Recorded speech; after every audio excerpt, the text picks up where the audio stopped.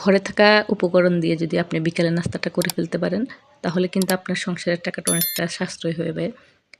তো আমি একটা ডিম দিয়ে আর আটা দিয়ে এই নাস্তাটা করেছিলাম। এটা করা খুবই সহজ। আর বিকেল বেলাটা এই ধরনের নাস্তা হলে কিন্তু মোটামুটি বিকেলটা একদম ভালো জমে যায়। এটা কিন্তু হেলদি একটা নাস্তা, খেতেও ভালো লাগে। এখানে জাস্ট একটা ডিম নিয়েছি আমি, আর ২ চামচ নিয়েছি চিনি আর পরিমাণ মতো লবণ। ডিমটা অবশ্যই রুম টেম্পারেচারে থাকা ডিম নিবেন আপনারা। ডিমের সাথে চিনি লবণ ভালো করে মেশানো হয়ে গেছে। আমি এখানে একটু হালকা কুসুম গরম দুধ ব্যবহার করতেছি। তো আমি এখানে ১ কাপের মতো দুধ দিয়েছি। এটা আস্তে, আস্তে করে আমি মেশাবো। আর দিয়ে দিলাম এখানে ১ চামচ ইস্ট। এটার মধ্যে ইস্টটা কিন্তু লাগবে, এজন্য ইস্টটা দিলাম। আর ইস্ট আমাদের ঘরে সবারই থাকে। যদি ইস্ট না থাকে তাহলে আপনারা কিন্তু টক দই দিয়েও বানাতে পারেন। সাথে একটু বেকিং সোডা দিয়ে দিলে হয়ে যাবে। এরপর আমি এখানে ১ কাপের মতো ময়দা দিলাম। সরি, এটা ময়দা না, এটা আটা। আমি যেহেতু আটা দিয়ে করতেছি এটা। তো ১ কাপ আটা দিয়ে দিলাম। দিয়ে আমি চামচটা দিয়ে ভালো করে একটু মিশিয়ে নিচ্ছি। পরে আমি এটা হাত দিয়ে ভালো করে মথে নেব। এই ডোটা অনেকটা হবে, ধরুন আমরা পিজার ডো বা নান রুটির ডো অথবা বন রুটির যে ডো করি ঠিক ওইরকম একটা ডো হবে, সফট, সফট টাইপের একটা ডো হবে। তো আমি আরেকটু দুধ দিয়ে দিলাম, যেহেতু আমি ১ কাপ দুধ দিয়েছি, এই দুধটা আমার ছিল, তো আমি এইজন্য পুরোটা দুধ দিয়ে দিলাম। দিয়ে আরেকটু আটা দিয়ে দিচ্ছি। দিয়ে ভালো করে এটা মুথে ডোটা রেডি করে নিচ্ছি। আমি কিন্তু এটা রেস্টে রাখবো না, আমি সাথে, সাথে বানিয়ে ফেলবো। আপনারা যদি হাতে সময় থাকে তাহলে আপনারা কিন্তু ০.৫ ঘন্টার মতো রেস্টে রেখে দিতে পারেন বা ১ ঘন্টা যতটা সময় পান আরকি হাতে, তাহলে রেখে দিলে এটা কিন্তু অনেকটা ফ্লাপি হবে জিনিসটা খেতে আরও। এরপরে আমি একটু সামান্য খাবার তেল দিয়ে এটাকে আরও একটু ভালো করে মুথে নিচ্ছি। আপনারা যদি রেস্টে রাখেন তাহলে একটু তেল মেখে এটাকে ঢাকনা দিয়ে রেস্টে রেখে দেবেন, তাহলেই হয়ে যাবে। তো আমি যেহেতু বানিয়ে ফেলবো এইজন্য ভালো করে এটাকে মুথে নিচ্ছি। আপনাদের সবার কাছে একটা রিকোয়েস্ট থাকবে, অবশ্যই ভিডিওটা একটা লাইক দিয়ে দেখবেন। আপনাদের একটা লাইকের অনেক মূল্য আমার কাছে।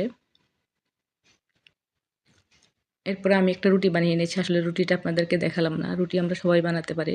একটু মোটা করে একটা রুটি বানিয়ে নিবেন, তাহলে হয়ে যাবে। এরপরে আপনারা যেকোনো কাঁটার দিয়ে এটা কেটে নিতে পারেন। আমি একটা স্টিলের গ্লাসের সাহায্যে এটাকে গোল, গোল করে কেটে নিচ্ছি। তো আপনারা ছোট বড় আপনাদের সাইজ অনুযায়ী আপনারা কেটে নেবেন।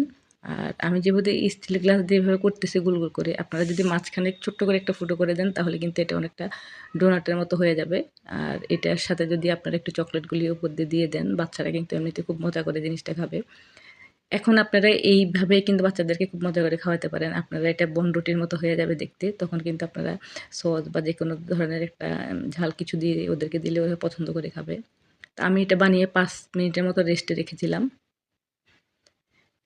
এরপর আমি চুলায় একটা ফ্রাই প্যান বসিয়ে সামান্য পরিমাণ তেল দিয়ে আমি আবার টিস্যু দিয়ে তেলটা মুছে ফেলেছি। আমি জাস্ট এটাকে একটু অয়েলি করে নিয়েছি। আমি ফ্রাই প্যানটা যে বসিয়েছিলাম, আমার ফ্রাই প্যানটা একটু গরম হয়ে গেছিলো। এটা কিন্তু এত হিটে ভাজা যাবে না। আর চুলার হিটটা আমি আপনাদেরকে দেখাইছি, একদম লো হিটে রেখে এটা ভাজতে হবে। এরপর আমি ফ্রাই প্যানের মধ্যে ভেজে রাখা সেই নাস্তাগুলো দিয়ে দিলাম। দিয়ে আমি এখানে ঢাকনা দিয়ে দেবো। ঢাকনা দিয়ে ১ মিনিট আমি পরে উঠাবো। ঢাকনার ভিতর দিয়ে দেখতে পাচ্ছেন এগুলো কিন্তু আস্তে, আস্তে ফুলে যাচ্ছে। এগুলা কিন্তু যখন এপিঠ ওপিঠ করে আপনারা ভাজবেন, এগুলো ফুলে অনেকটা বনরুটির মতো হয়ে যায়। তবে আমার ফ্রাই প্যানটা গরম হয়ে যাওয়ার কারণে এটা একটু মানে খুব চট করে লাল হয়ে গেছে। কিন্তু এটা এতটা লাল হয় না। ফ্রাই প্যানটা আপনারা মোটামুটি নরমাল হিটে রাখবেন, তাহলেই হবে। এগুলা কিন্তু যত উল্টাবেন এপিঠ ওপিঠ করে এটা কিন্তু ফুলতে থাকবে অনেকটা। তো আমি হাত দিয়ে উল্টাতে গেছিলাম, আমার হাতে গেছে সেকা লেগে। যাই হোক, আমি ঢাকনা দিয়ে এগুলো এপিঠ ওপিঠ করে উল্টিয়ে তারপরে ভেজে নিচ্ছি। আমি আপনাদেরকে জাস্ট দেখালাম আরকি যে এটা কতটা ফুলছে জিনিসটা।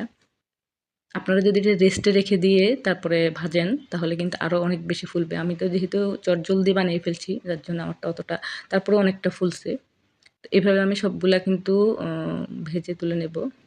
এটা ভাজতে আপনার তেল লাগতেছে না বা তেমন কোনো কষ্ট হচ্ছে না। খুব সহজে কিন্তু আপনি বিকেলের একটা নাস্তা পেয়ে গেলেন। আমি ভেঙে দেখাচ্ছি, ভেতরটা দেখুন একদম পাউরুটির মতো হইছে, অনেকটা ফ্লাফি। এটা এভাবে যদি আপনারা বাচ্চাদেরকে দেন, ওরা কিন্তু খুব পছন্দ করে খাবে। হালকা একটু মিষ্টি আছে যেহেতু। আর বড়রা তো চা দিয়ে পছন্দ করবেই। আমার নাস্তাটা কেমন হলো জানাবেন। আজকে এ পর্যন্তই।